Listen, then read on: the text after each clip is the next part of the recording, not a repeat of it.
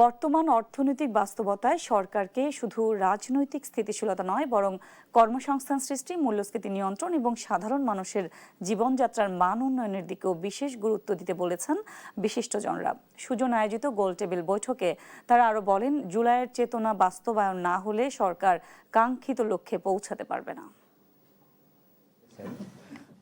সরকারের প্রথম 4 মাসের প্রত্যাশা, অর্জন ও করণীয় নিয়ে রোববার সকালে জাতীয় প্রেস ক্লাবে গোল টেবিল বৈঠক আয়োজন করে সুশাসনের জন্য নাগরিক সুজন। এ সময় বর্তমান সরকারের সাফল্য ও ব্যর্থতা নিয়ে কথা বলেন আলোচকরা। তারা বলছেন, জনগণের আকাঙ্ক্ষা পূরণে বাজেট প্রণয়ন হলেও তা বাস্তবায়ন হয় না। এদিকে সরকারকে মনোযোগী হতে হবে। বর্তমান ক্ষমতাসীন সরকার সেই কমিটমেন্টের ব্যাপারে যে কোনো ধরনের অনীহা কিন্তু আমার মনে হয় এক ধরনের দীর্ঘমেয়াদী সমস্যা এবং দীর্ঘমেয়াদী সুশাসনের অন্তরায় তৈরি করবে।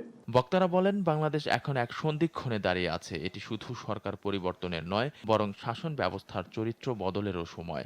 বাংলাদেশ এখন এমন এক যুগ সন্ধিক্ষণে দাঁড়িয়ে আছে যেখানে কেবল সরকার পরিবর্তন যথেষ্ট নয়, শাসন ব্যবস্থার চরিত্র পরিবর্তন প্রয়োজন। তারেক রহমানের সরকারের প্রথম 120 দিনের প্রকৃত মূল্যায়ন তাই ক্ষমতা ব্যবহারের নয়, ক্ষমতা সংযমের। বর্তমান সংবিধান ফ্যাসিস্টদের যোগসূত্র তৈরি করেছে উল্লেখ করে আলোচকরা প্রশ্ন রাখেন, সরকার কেন এ সংবিধান আঁকড়ে ধরে আছে? এই সংবিধানে আরো অনেক কিছু আছে যেগুলি তারা ইমপ্লিমেন্টেশন করছেন না, ধামাচাপা দিয়ে রাখছেন। বাংলাদেশ আপনার অচিরেই এক ভয়ানক কনস্টিটিউশনাল ক্রাইসিসে পড়বে।